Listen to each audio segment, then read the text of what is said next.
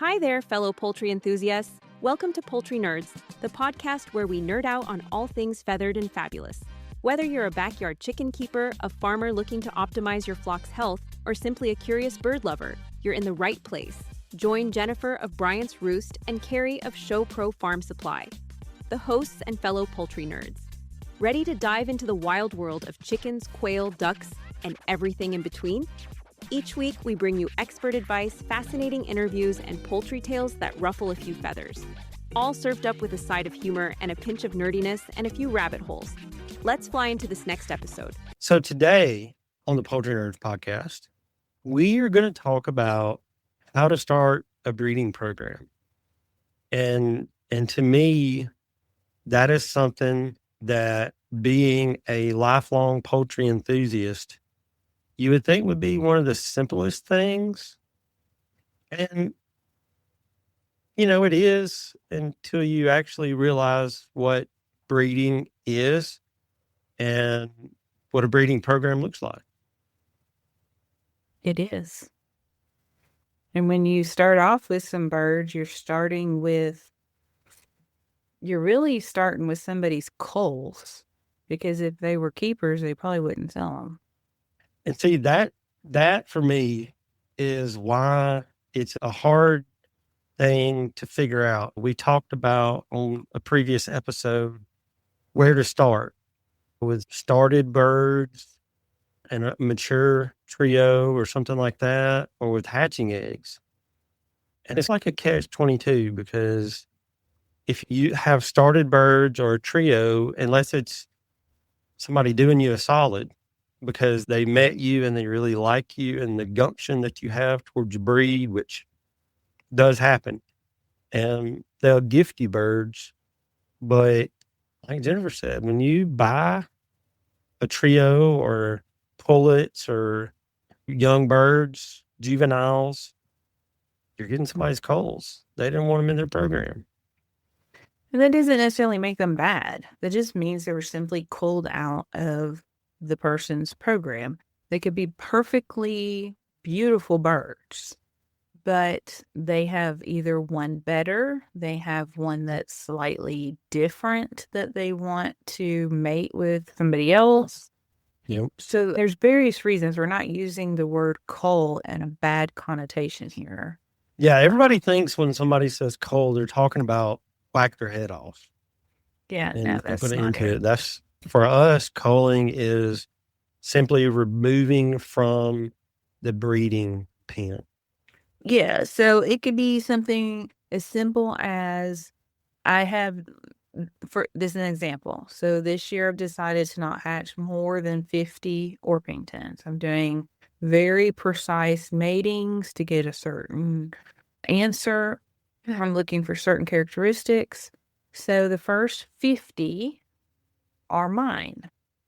And 51 and above are culls, just because I have decided I'm only keeping 50. So the 51st bird might be the international best Orpington of the universe. But because it was 51 instead of 50, You're going to move it over into 50 and pick 48 and stick it on the other side. I was using that as an example. But So what you're saying is you're only feeding out 50 birds. Correct. Everything over that hatches is going to a new home. Exactly. Makes sense. So those are culls, because it's more than I want to handle this year. And so that makes it a cull. Or he looked at me wrong. That makes it a cull. For whatever reason, a bird can be a cull. There's more reasons I had them that I didn't like their personality. There's more reasons to be a cull than there is a keeper. And there's a slogan, is it a slogan or just a saying that you can cull yourself right out of birds? Well, if you're picky enough, you can. Right. So when I first started, I was told that it takes 5 years to put a breeding program together. And I was like, what? But yes, I would fully get on board with that as a true statement. Now, I just want to preface this show here when I was putting this slideshow together, this is not for show people only. This is for somebody starting out with birds of any species and any quality, any purpose. Doesn't matter. But when you put two birds together, you're breeding them for whatever your purpose is. So your purpose could be meat, could be for eggs, could be for yard candy, bug control, selling at the feed store, or taking them to a show. Whatever your purpose is, it doesn't matter. It's your purpose. But you still have to breed them. So this slideshow I put together was to give you a platform to jump off of, basically. Yep. All right. I like it. Good. I'm glad that you like it. This part right here is extremely important. You need to look at all the birds you can, all the turkeys, all the chickens, large fowl, small fowl, regular fowl, even look at the little moderns. And you've got to figure out which one you love. And once you fall in love with a bird, I would recommend if you want to get some chickens for eggs, then that's your goal. Fine, do that. But if you're wanting to get something other than just for an egg, I would suggest you go to a show. And even if you could care less about showing birds, you're going to get a large, hopefully, representation of all the birds that are in your area, birds that live and can function in your climate, and you can see, what's there. And you can look and see if it's an Orpington and you want a 10 to 15 pound chicken, or do you want something that eats a little less on your feed bill? Yeah. I think that's a good thing to do, is be familiar with them and pick something that you absolutely love. And once you find that bird or that species that you love, then it's time to look at gold, I think. Let me interject two things here. One is size. 100% of the people that come here to pick up birds are shocked at the size of my Orpingtons. And so make sure that if you do want utility birds, meaning eggs and bug eaters, that you get utility size birds. You Right. don't need a bird the size that I have. When they're as big as the goats, you've got to put that into perspective. And then the second thing is personality. If you have toddlers running around, you don't want what they call man eaters. You want something that you can trust the 2-year-old to go in there and get eggs.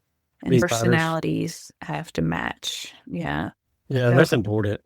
So I send my grandson in to get eggs for me, and he'll go right in the turkey coop. I won't let him mess with broodies, but anything else, nobody bothers him in any of my coops because they won't be here tomorrow if they do. So personality is important, and some birds are more flighty than others. But I should have put that header as breed/species, because I know that since I have started telling people that I don't have a fly problem, I don't have a mosquito problem because the ducks free range, I think more people are actually looking to ducks. And They give you a big egg. So if you want some eggs, you'll have to look for them. It'll be like Easter every time you go look for eggs. True. But they're short.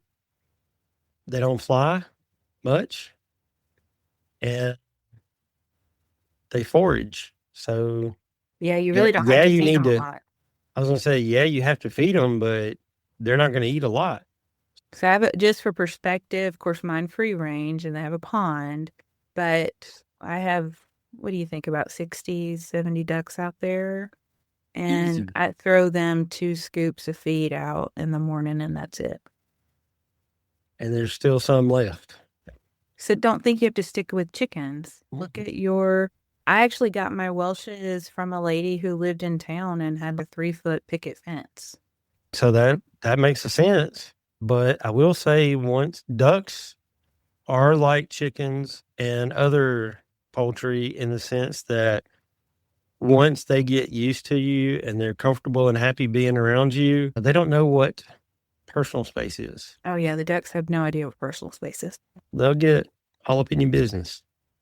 Let's see. What is on the next slide?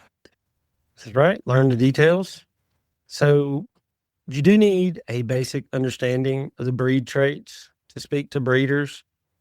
Don't go talk to a breeder if you don't know about the chicken. Once you pick out, or duck or whatever, once you pick out what you want, learn about it. Do your homework. Because, like me personally, if somebody approaches me about my reds and they don't really know a whole lot about reds, I'm thinking I got a flipper here. And I'm not going to sell them one of my birds. That's a thing. People call it gatekeeping, call it whatever you want. But there's been over 90 years worth of effort put into my line of reds. And I don't take that lightly. The person that I got them from knew that I wouldn't take it lightly. And they knew that I would continue them on and be true with them. And if that is your intent and you want a specific breed or type, you need to do your homework and learn about it first before you go looking for a breeder, someone to source some birds for. Because I can guarantee you it's not going to be the person 5-10 minutes up the road. And if you approach somebody and offer them $5 for a bird, that's an insult. We spend a lot in feed. We spend a lot of time sourcing, selecting, working with, pairing up, moving around, maintaining pens, and all that stuff that I wouldn't give you a chick out of the hatcher for $5. We'll be right back. This episode is proudly supported by the folks at Valley Hatchery. Valley Hatchery isn't just chickens. They offer quail hatch and eggs, waterfowl, turkeys, game birds, guineas, and started pullets. The list really does go on. If it belongs on a working homestead, Valley Hatchery has it covered. What we appreciate is their focus on strong, healthy birds, clear information, and real choices like optional vaccinations, so you can raise your birds the way you want. From backyard flocks to working farms, Valley Hatchery provides hardworking birds for hardworking people. Learn more at valleyhatchery.com.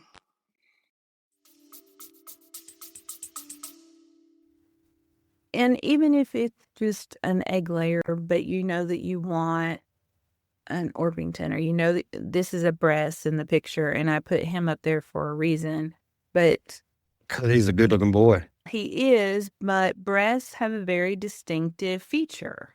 And off the top of my head, I think they're the only ones with that feature. Blue legs. Does anybody else have blue legs? There's some gamefowl that have the slate colored blue legs.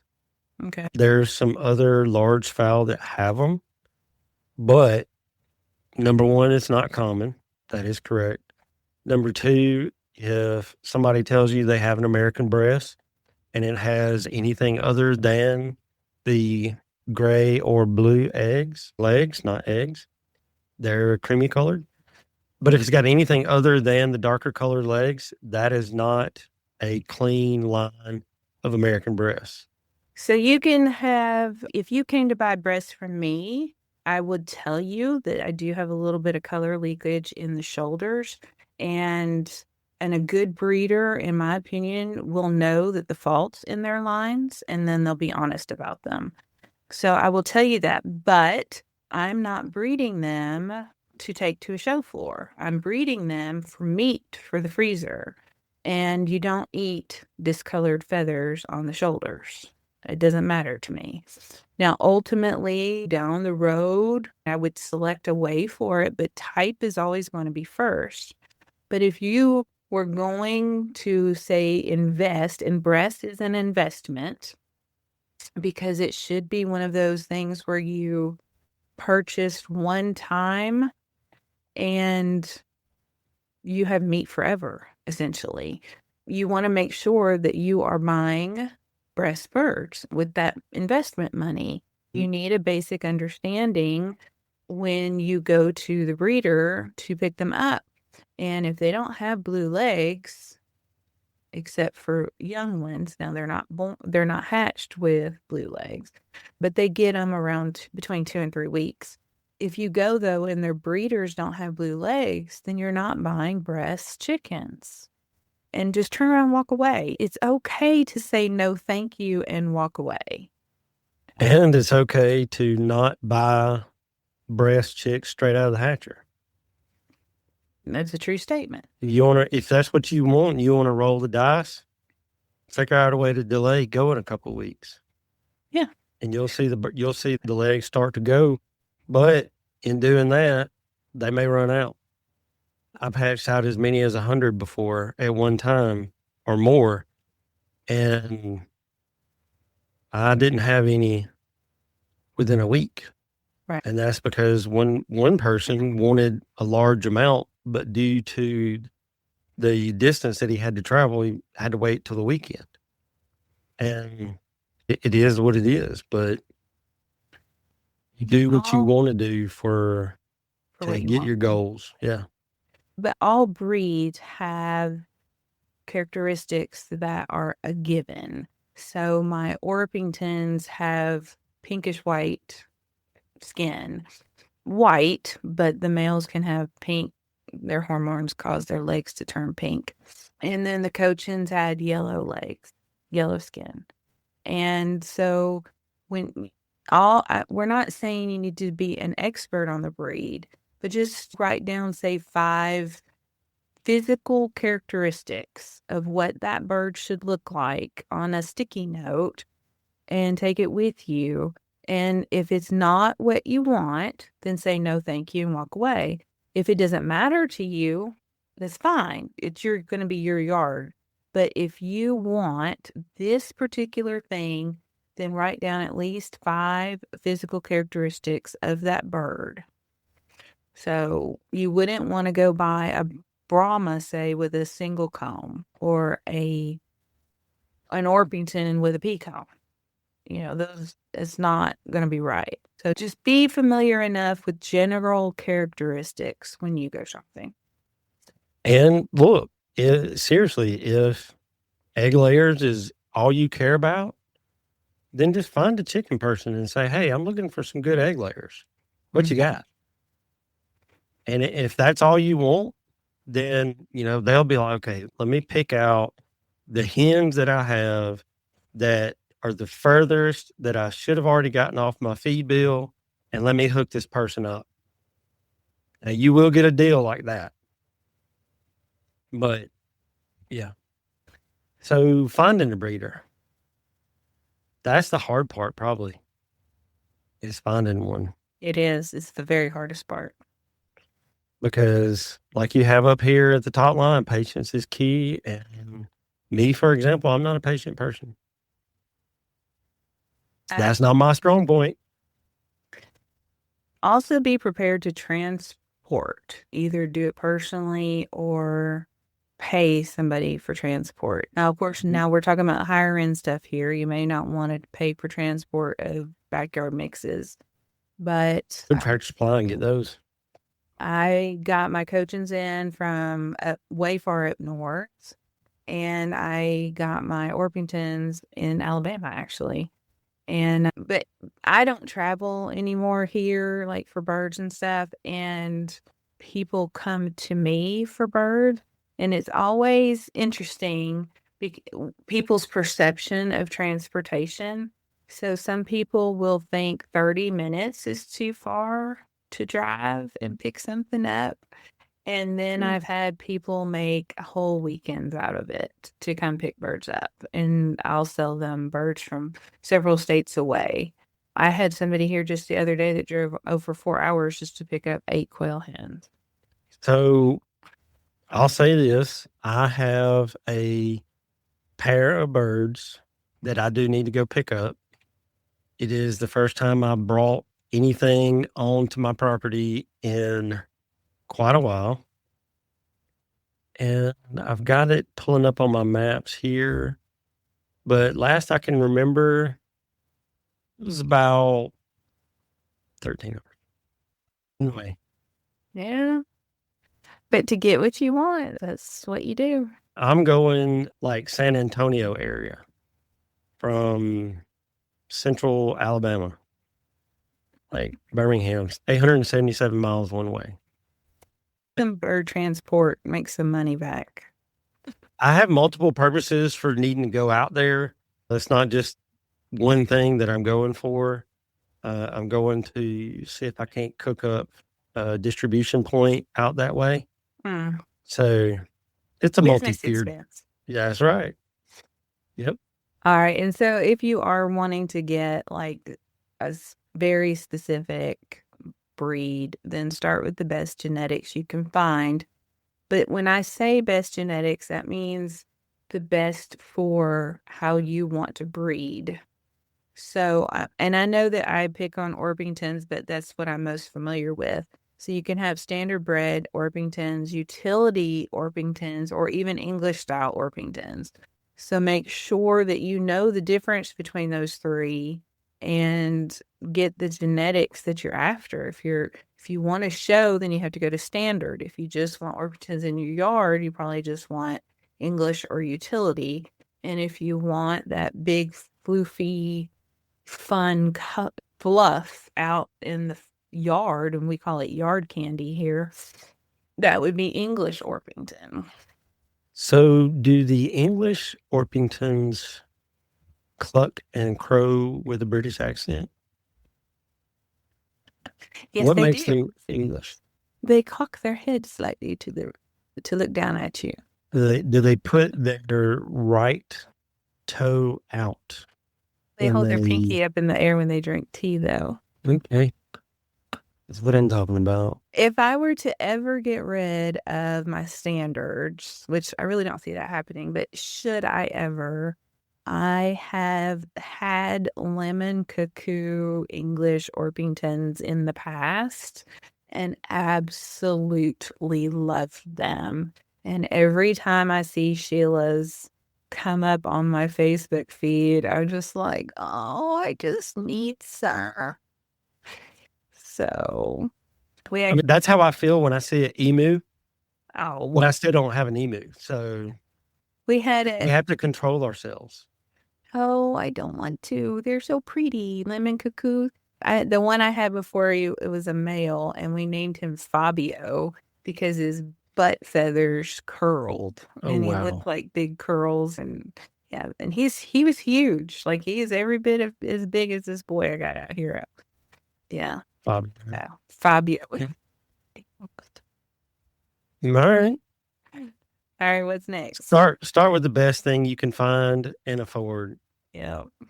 I will say that when you start with birds, like a proven trio or a proven pair, it's not going to be cheap. Like we talked about 5-10 minutes ago when we were talking about time frames in 5 years. If you pick out and get that good pair or that good trio, you're advancing 2 to 4 years in your program. So that kind of comes with a trade-off. Yeah. Yeah. And then you got to multiply. Yes. It's all about the numbers. If you start with a pair, I would say hatch every egg you get. Yes. You're going to hatch probably a couple hundred. Yes.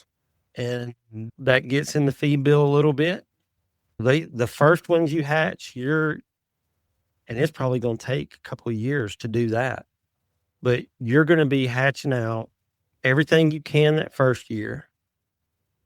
And then once they mature, you're going to say, okay, do I like you better or your parents? And if the answer is the parents, then you set that one over to the side. And you go through all of them with that comparative thing. And the ones that you like that are almost like the parents or almost as good as, then you use those to weed out the others. And then you start selecting for traits. And okay, let me put these together.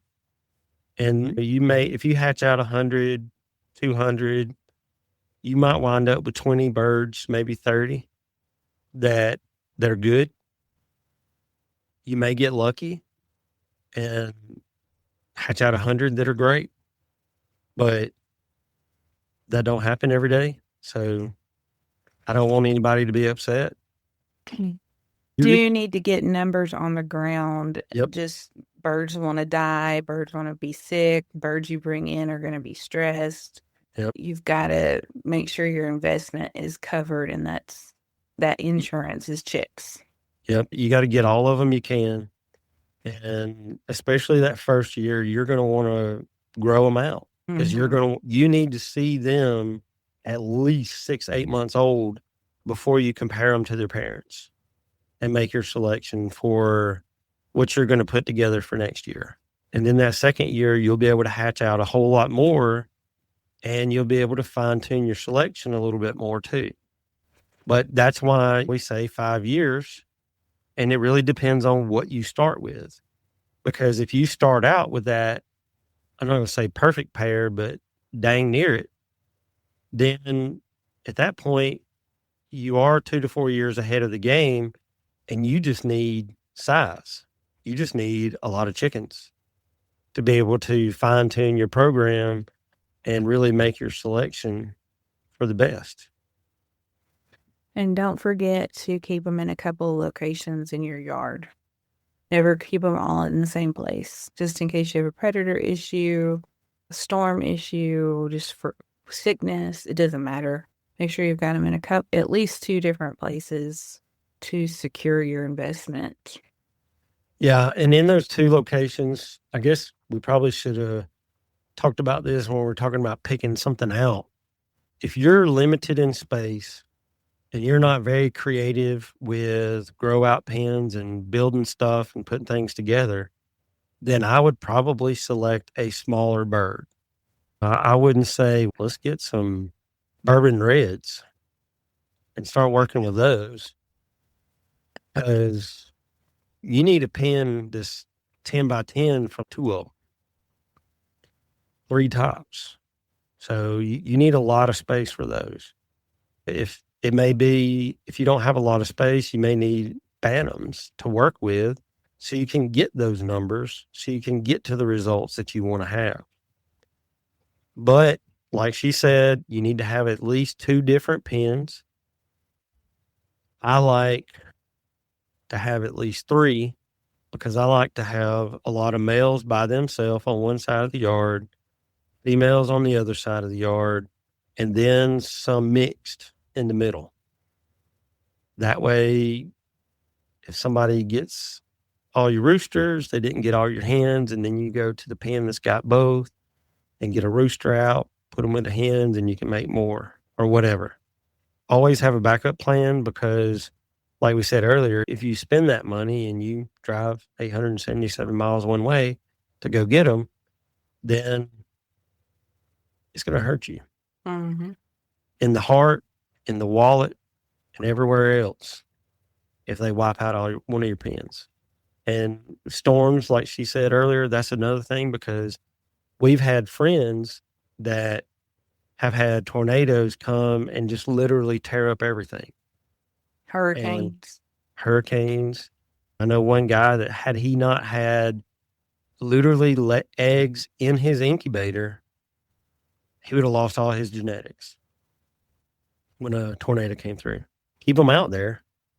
Yeah, he had gotten to a point where he was happy with his birds, but he said that he always kept some in his cooler to keep them about 63, 65 degrees.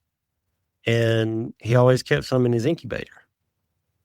He said, if I didn't need them, who don't want chicks, right? So they're easy to get rid of. But if anything happened, because he did not have a lot of space, if anything happened, he was prepared. So, yeah. Multiply your investment. The APA, Standard of Perfection, that's going to be, if you're wanting a bird and you don't know everything about it, that would be a good thing, a good place to start, because you can find out what a standard bred one's supposed to be, supposed to look like. Also, if you haven't been a chicken person in the past, check out the first 33 pages of Standard Perfection. And there you'll find out what a pea comb is, what a rose comb is, what a split wing is, all kinds of Yes. weird terms. You can learn more in the first 33 pages of that book than 33 days on Facebook. In any of the chicken groups. It's all of them combined. Now, you'll get a lot of information out of some of the chicken groups, and some of them you'll get more accurate information than others, but breed-specific terms, actual definitions that you're looking for, you're going to get them out of that first 33 pages to where you can learn exactly what it is when people use those terms and what they're talking about. So, to me, that's a valuable tool, because once you figure out what you want to do and what you want to work with and all that stuff, go down the rabbit hole and learn about chickens. You're here, so you obviously like poultry, or at least curious. So continue Breed down the rabbit clubs. hole. Breed clubs are the next. Definitely check out your breed clubs. Yeah.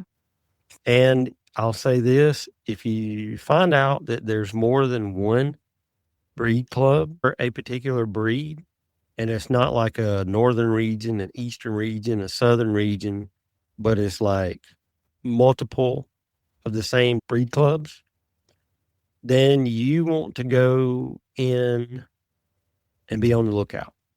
Yeah.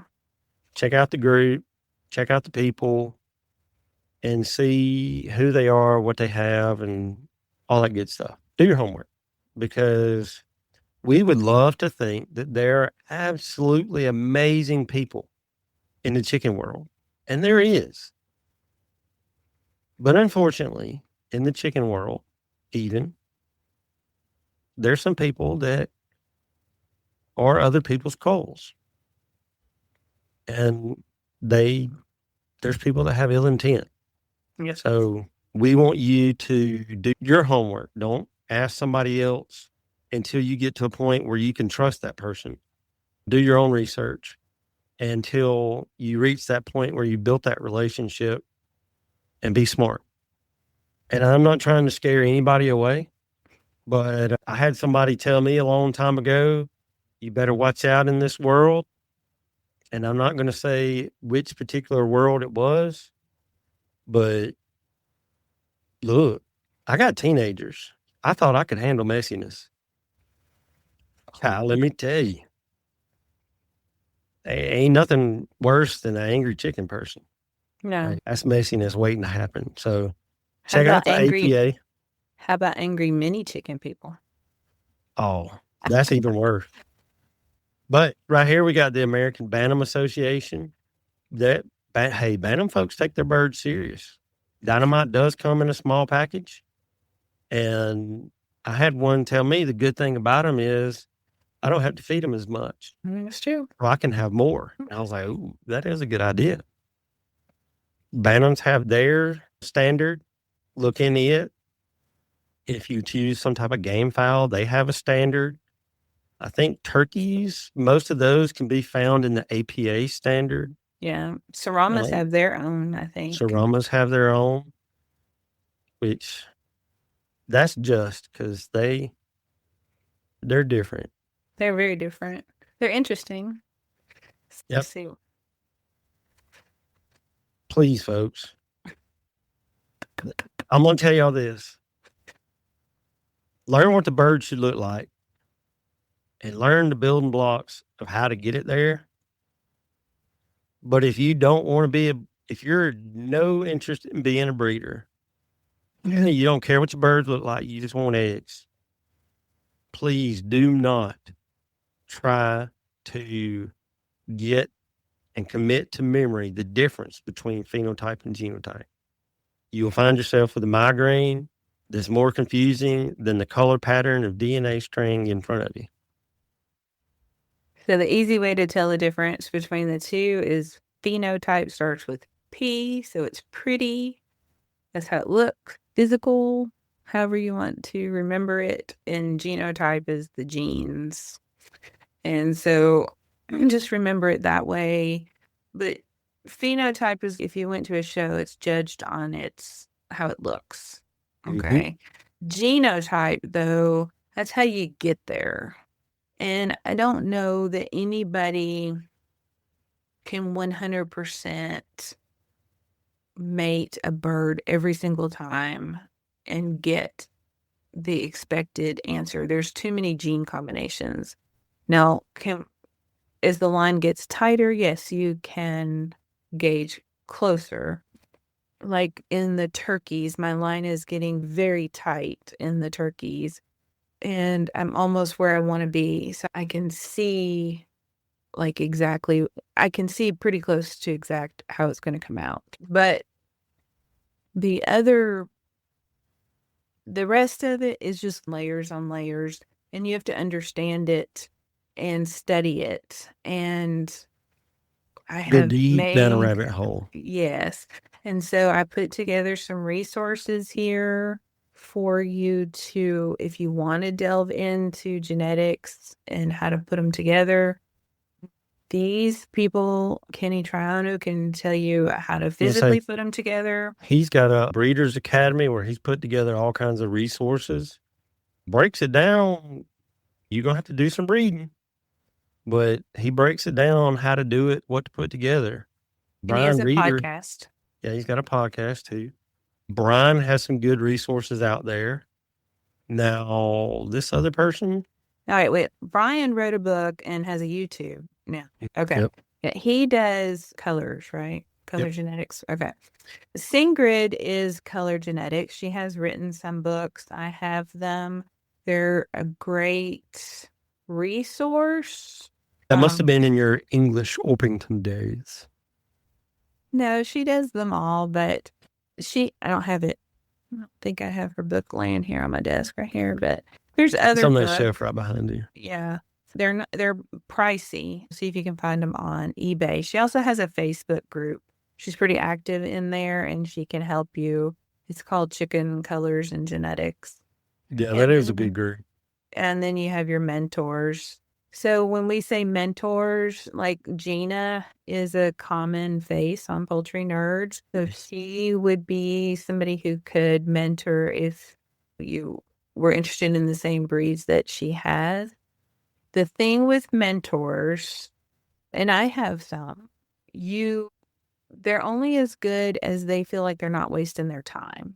The one that helps me with my buff genetics, I'm the only one he helps because he said, I'm the only one that pays attention. So if you're going to ask somebody questions, which takes up their time and their knowledge, then be polite and listen. Yeah. If you decide halfway through the explanation that this isn't for you, then be polite about it and either stop them so they don't waste their time or just politely listen until the end of the sentence and then say thank you. But yeah, because a lot of folks do that because they love the birds and they're passionate about it. But if you waste their time, they'll be through with you pretty fast. Yeah. Yeah. And to get solid information is priceless, really.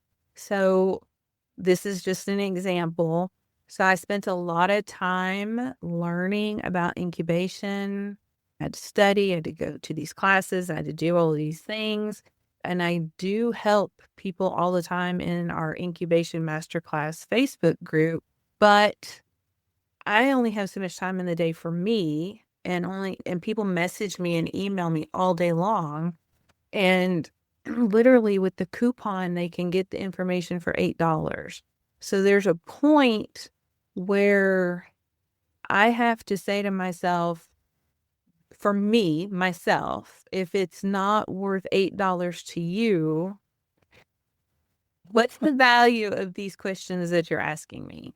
I took the time and we put all of this stuff together for you that you could get solid information. I mean, you did more than I did because you actually took a college course Yeah. and you spent hours upon hours doing research and stuff like that for the course. And that's a lot. So when you ask folks questions, be nice to them. Mhm. And one thing that really bothers people is, and I'll say this, when you ask them questions or ask for help and then argue with them. Yeah, I've gotten really good about just deleting the conversation. People who come here and they like spend any kind of time with me here, at the end of the day, they'll be like, how in the world do you do all of that? And I'm like, you have to have boundaries. And people who argue You with love what me, you do. Mhm. And for me, it was really hard to establish boundaries because I wanted everybody to like me. Yeah. And I realized finally my wife convinced me that I am not the most likable person. I can be pretty blunt sometimes. I know it's a shocker, but she convinced me of that. And I tell people straight up, I say, look, I'm going to tell you about my personality and I'm going to work with you as long as you're working in with me. But when it gets to a point where I care more than you care, there's a problem. I'll be done. And they understand that.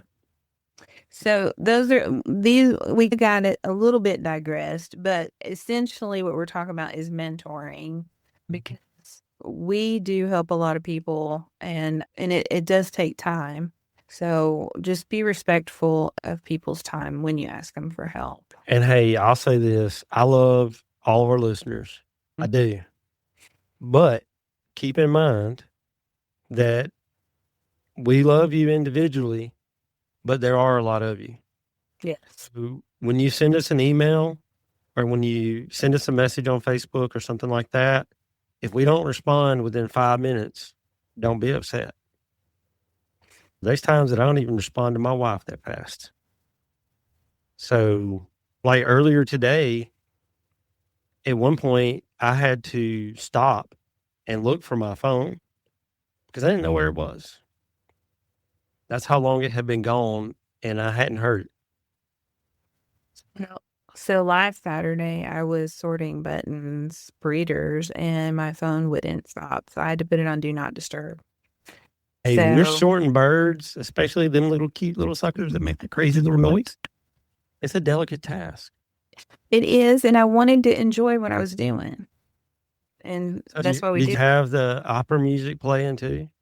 Actually, I had some 80s hairband music on. Nice. I Even know. better. Yeah, some Poison and Guns N' Roses. Okay. Yes, that's what I'm talking about. Okay, so lastly, don't forget that there are a lot of research papers out there. And just to add to the Incubation Masterclass, I added as many research paper links and PDFs into that as I used. I kept all of those links and put them in there so you wouldn't have to go searching for them. Ross, Cobb, Van Trest, those are all the big meat bird producers. A lot of their stuff is public information. I want to digress for 1 second here. Actually, this subject for this podcast was another listener request. We're getting pretty good at those. And she wanted to develop a breed, her own chickens that were smaller but laid larger eggs because she wanted to feed them less, take up less space, but she still wanted that large egg. And she was asking me, like, how could she do that? And where could she go for those resources? In her particular situation where it didn't matter what the color was, the skin color was, all of those things, we were going to not look to the APA or the ABA. We're going to be looking into production. And that would be where this research would come in and the Ross and Cobb would come in, and in Europe is really big on that too. Avigen. So I sent her down those rabbit holes there. But Genetics of the Chicken, that's an oldie but great book. I actually own that. It's right here. And Poultry Breeding and Genetics by Crawford is right here also. So I would recommend those. But there's lots of good books. You don't have to get today information on a lot of that stuff. 40 I mean, years they're ago doing would be that. fine. Yeah. They've been doing that a long time. The stuff that you want up to date about would be more incubation because the machinery is always changing. And then the meat bird stuff. And then also keep in mind that the money drives stuff. So the more money to be made in a subject, the more research there is about it. So if you want to know what the egg size of a modern game bird should be, you're probably not going to find any money behind that research. But you want to know what the ideal egg size of a Ross 500 broiler is going to be, then there's probably $1 billion of research behind that. And it's a little different than a Ross 509 and what it would be. But Right. they spend millions upon millions researching down to they have those birds as breeders. Mm-hmm. And there's a specific way that they have found to maintain those breeders: temperature, lighting, humidity, feed, how much water, pH of the water, all of that stuff to give the optimum time for everything to have the best hatch rate, because that's their money. Do you want to know some little tidbit of information I learned in my class that I just filed away that you made me remember? In the layer houses the eggs have to be moved to the hatchery. And from the hatchery, they have to be moved to the poultry houses. They actually analyze the roads for potholes so Yep. they can check for vibration of the eggs. And they know exactly how those trucks should be calibrated and how the roads should be fixed and how long they'll be in the trailer. And there's so much science and money. The amount of money spent on meat birds is unfathomable, really. Yes. So, it's a But lot. every drumstick you get from KFC or every pack of whatever you get from the grocery store, that's money. Exactly. And they need profit margin. They got to feed that sucker for 6-7 weeks, and they got to make their money back as fast as possible with profit to pay everybody. All right. So the last leg in research is your own note keeping. Nothing will compare to what is grown on your farm in your environment with your care, with your feed. It won't. That's at the end of the day, that's the most important data. Yeah, because you can find stuff and learn from your mentor and all of that. But if you're not feeding the same thing that your mentor feeds, if you don't spend time with them and care for them the exact same way, you're still going to see different results. So make notes. I did learn that making those notes, taking a ridiculous amount of pictures, and now with your phone, you can take your phone and take a picture and then go back and edit it and add text and put the wing band or whatever of the bird on it and the date, so you know exactly when you took that picture. And to make it even more of a rabbit hole, you can go to your pictures on your phone, and when you start scrolling, you see the search at the bottom. And if you type in a wing band number and that's in a picture, it will find it for you. And it'll let you see the progression if you put the number in the picture like that. You want to know something? You're going to be so proud of me. What? So, little backstory for all of our listeners. When we first started this podcast, I did not have Google Drive or anything. I had no freaking clue how to do any of that. Guess what I figured out the other day? What? You can download the Google Drive app and you can take pictures right into file folders right in there and then label the pictures with the tag number. And then it doesn't gum up your phone. I'm proud of you. That would be Jennifer at poultrynerdpodcast.com, who refuses to buy a new phone.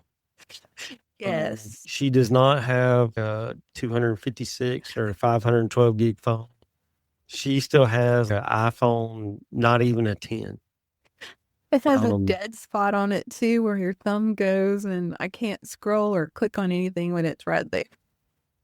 Wow.